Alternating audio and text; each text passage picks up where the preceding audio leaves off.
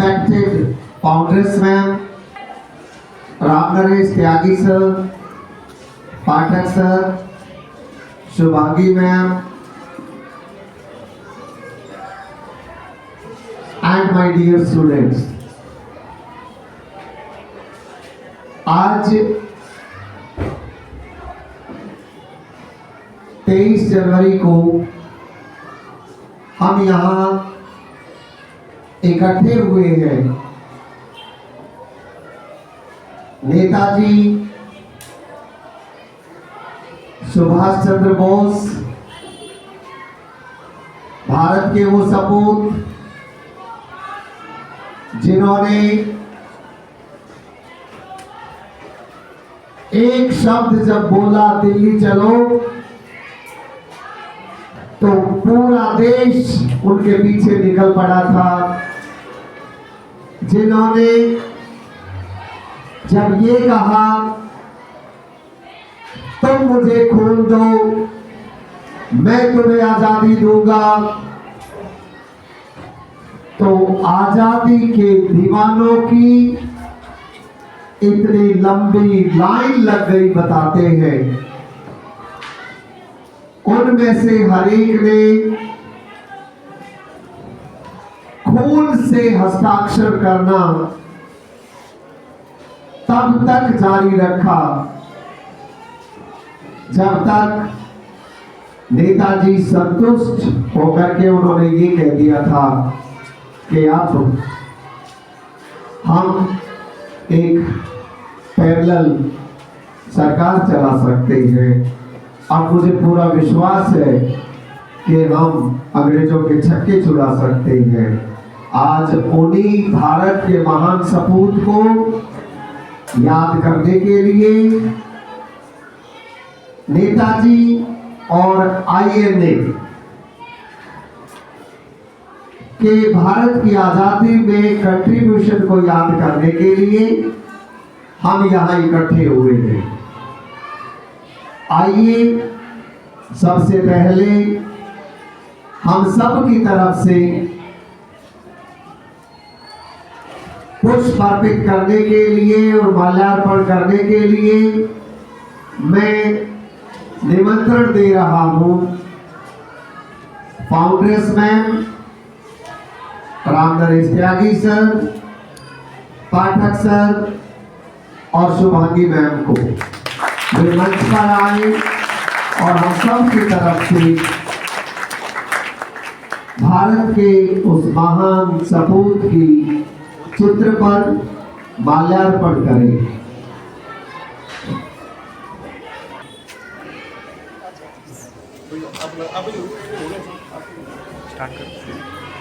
भारत माता की, भारत माता की जय हिंद, जय हिंद। तुम मुझे खून दो, तुम मुझे खून दो। जय हिंद, जय हिंद। वंदे वंदे वंदे।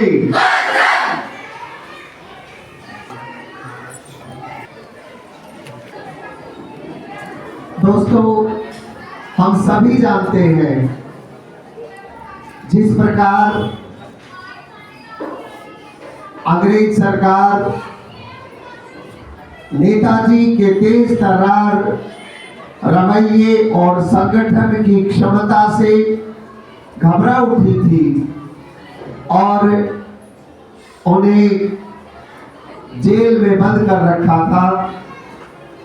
उन्हीं दिनों जब उन्होंने जेल में भूख हड़ताल कर दी तो एक गहरी असमंजस में अंग्रेज पड़ गए कि अगर नेताजी के साथ यहाँ कुछ हो गया तो पूरा देश सड़कों पर होगा और उनकी सत्ता को उखाड़ फेंकेंगे। इसी डर के मारे उन्होंने नेताजी को जेल से उनके घर पर नजरबंद रखने का फैसला किया।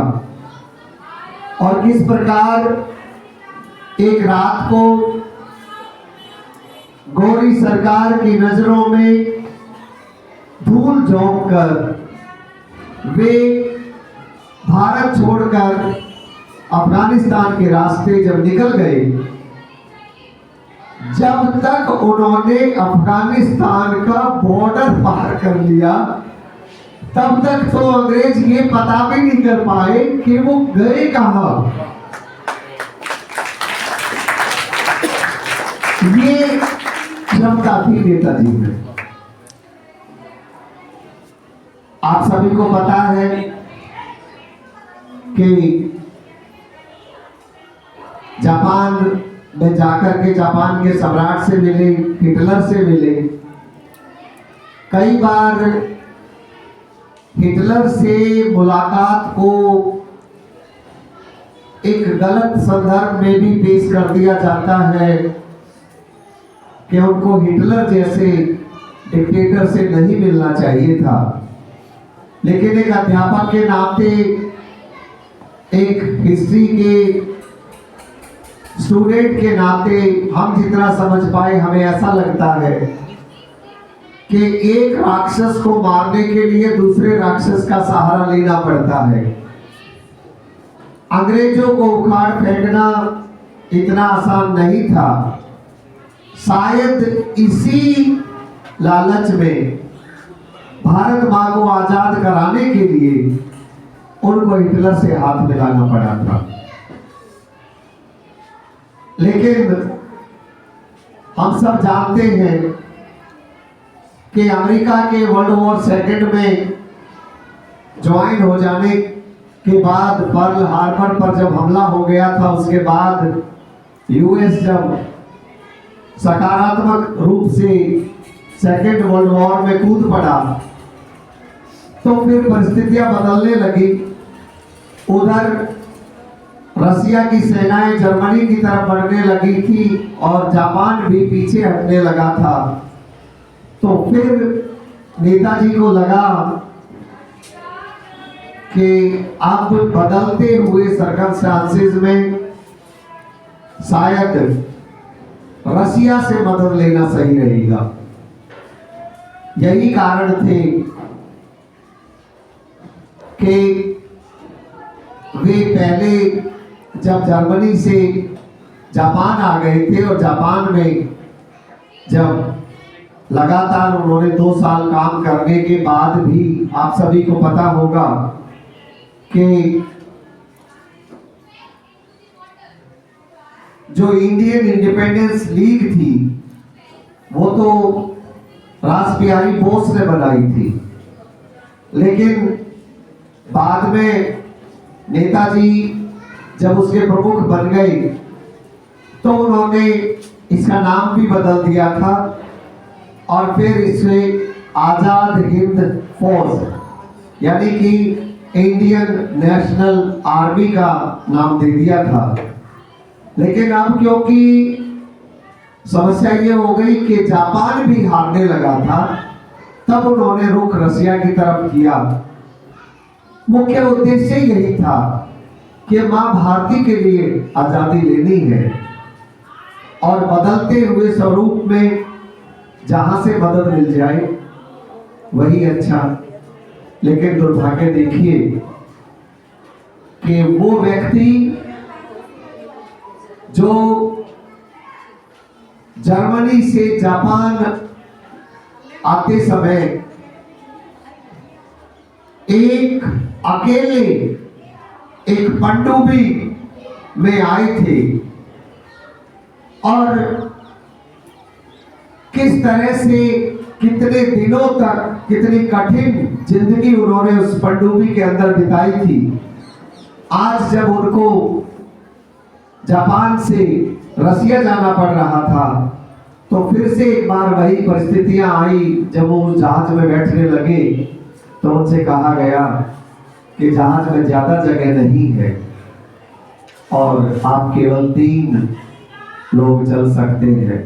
तो उनको अपने साथियों को वहां छोड़ना पड़ा और जिस तरह से वो जहाज दुर्घटनाग्रस्त हुआ आगे की जो भी कहानी हुई उस पर बहुत सारे मतभेद हैं, अलग अलग बातें सामने आती हैं, लेकिन एक बात तय है कि उनके जैसा संगठन की क्षमता, उनके जैसा लीड करने की, नेतृत्व की क्षमता बहुत कम, बिरले लोगों में देखने को मिलती है।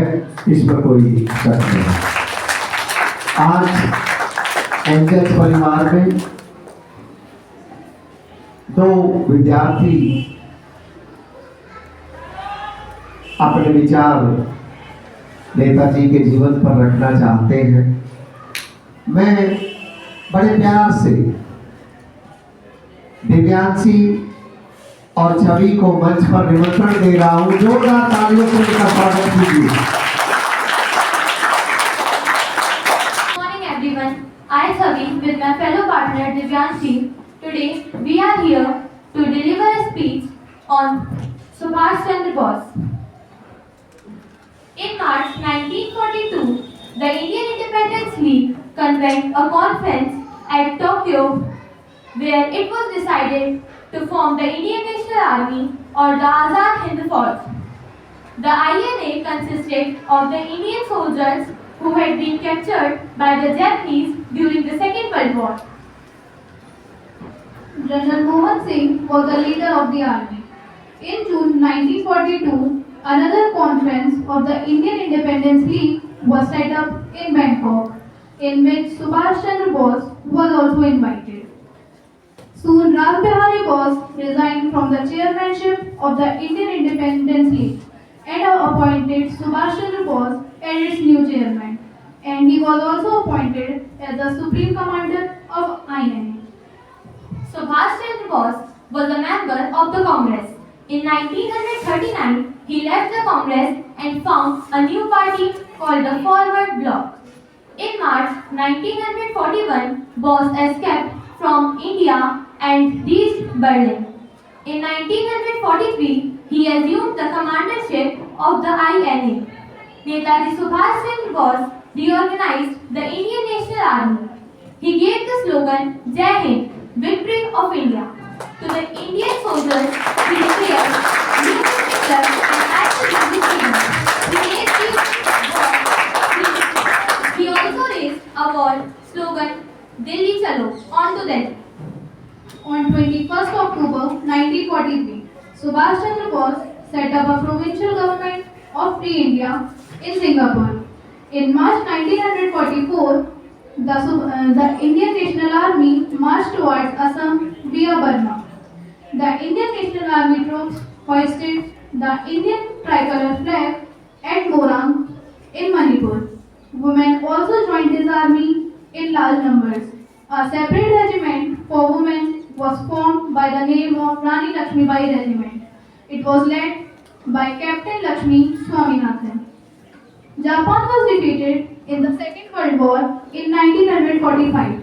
Subsequently, the Indian National Army troops were forced to surrender.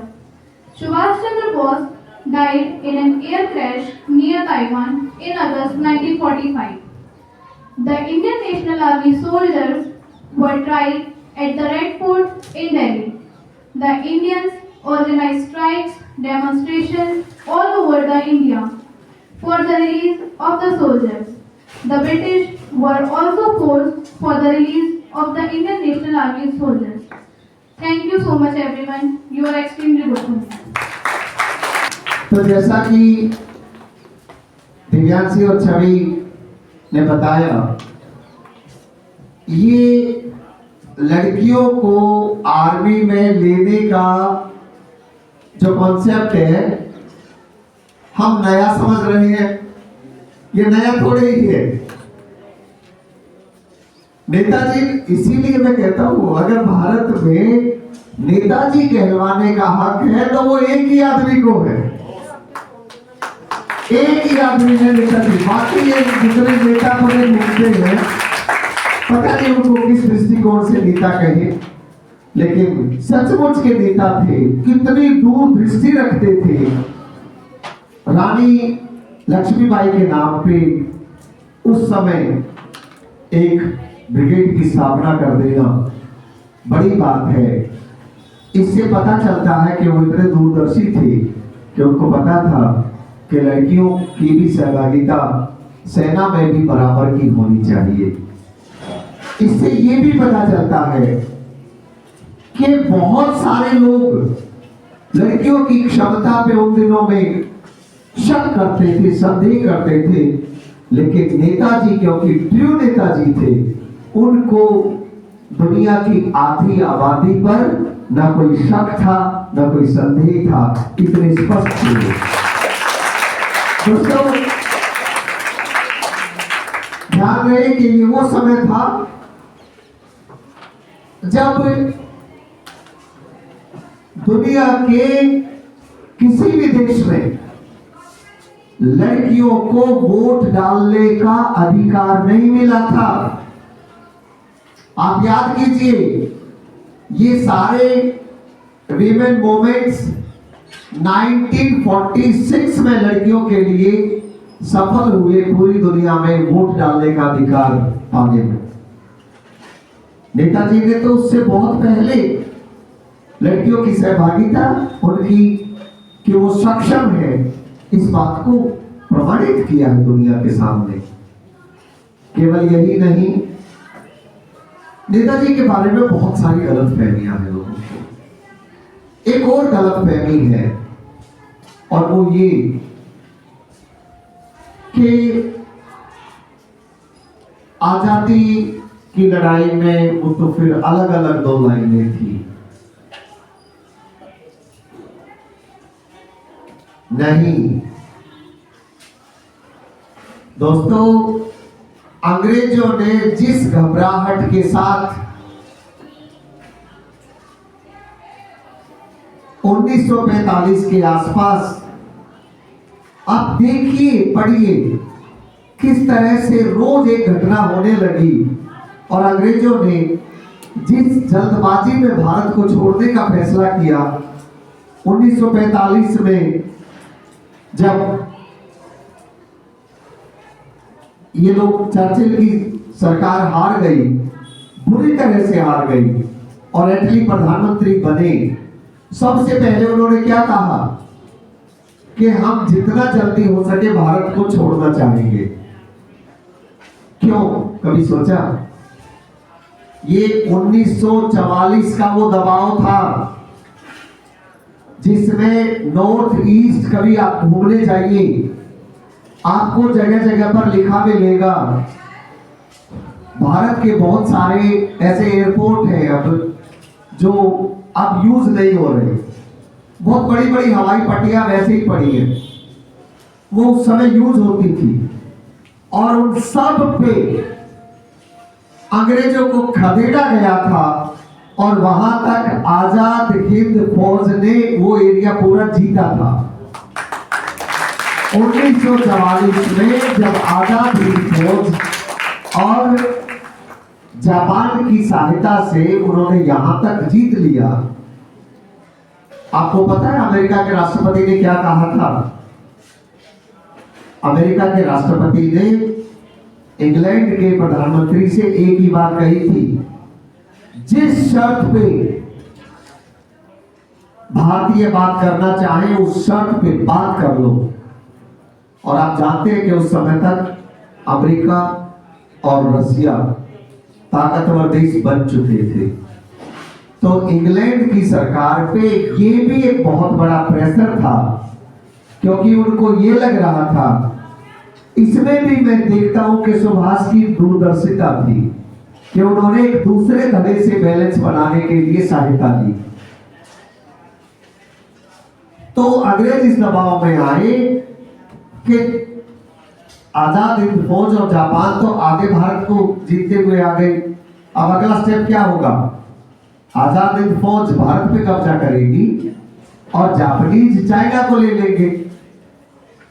वो किसी भी सूरत में ये नहीं देखना चाहते थे, इसीलिए शायद सुभाष जी के दबाव में अंग्रेज कांग्रेस से बात करने को मजबूर हो गए, जबकि दोनों अलग अलग काम कर रहे थे उस समय।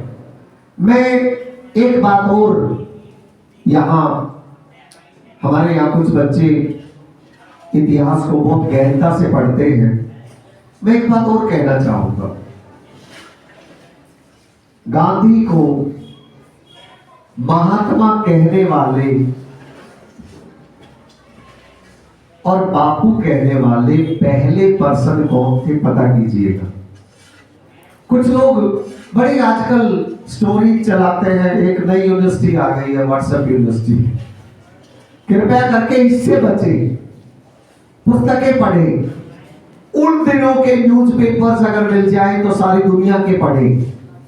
एक दो न्यूज़पेपर में भले ही विश्वास ना करें, फिर आपको पता चलेगा कि दोनों का काम करने का तरीका ही अलग था, लेकिन म्यूचुअल रेस्पेक्ट बहुत था दोनों के मन में।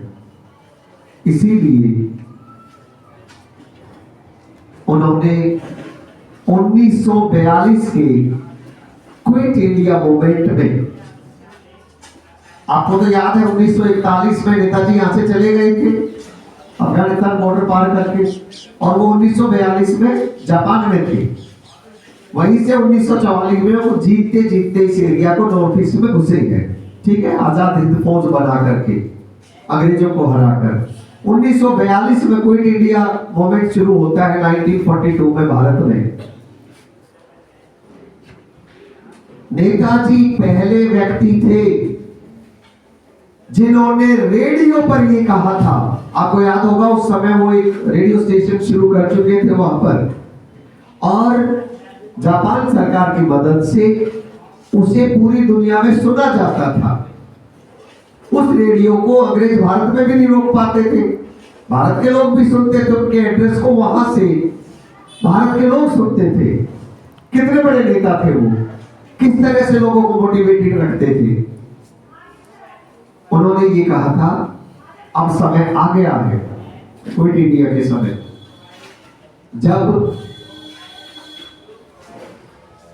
हिंदू महासभा और मुस्लिम लीग भी या तो गांधी के साथ खड़े हो जाएं या देश के लोग इनका साथ ना दें, क्योंकि जो गांधी के साथ अब नहीं होगा क्विट इंडिया मूवमेंट में, वो समझ लीजिए वो अंग्रेजों के साथ खड़ा है। इतनी स्ट्रॉन्ग स्टेटमेंट देने वाले नेताजी, और आज हम यूनिवर्सिटी पे, कौन सी यूनिवर्सिटी पे, व्हाट्सएप यूनिवर्सिटी पे एक नया ज्ञान देने की कोशिश करते हैं। हाँ, ये सच है कि जब नेताजी को दूसरी बार कांग्रेस का अध्यक्ष चुना गया तो गांधी जी ने उनका विरोध किया था, उन्होंने अपना कैंडिडेट भी खड़ा किया था। लेकिन मैं एक अध्यापक के रूप में आप सबके सामने इस बात को रखना चाहता हूं, क्या इसे आप इंटरनल डेमोक्रेसी के रूप में नहीं देखते? अच्छी बात है, अलग अलग विचारों के लोग संगठन में होने चाहिए, क्या प्रॉब्लम है? मतभेद थे, लेकिन मनभेद नहीं थे, डिसरेस्पेक्ट नहीं किया एक दूसरे का, वो बड़ी बात थी। दोनों भारत के लिए लड़ रहे थे। तो दोस्तों, मैं सारे विद्यार्थियों से यही चाहूंगा कि आज हमें यही सीख मिलती है कि जब हम बड़े होके किसी प्लेटफॉर्म पर काम करें, हमारे विचार अलग अलग हो सकते हैं, 2 या 3 लोगों के विचार अलग अलग हो सकते हैं, लेकिन एक बड़े मकसद के लिए उस प्लेटफॉर्म को और बड़े मकसद के लिए अपने राष्ट्र को कभी नुकसान ना होने दें।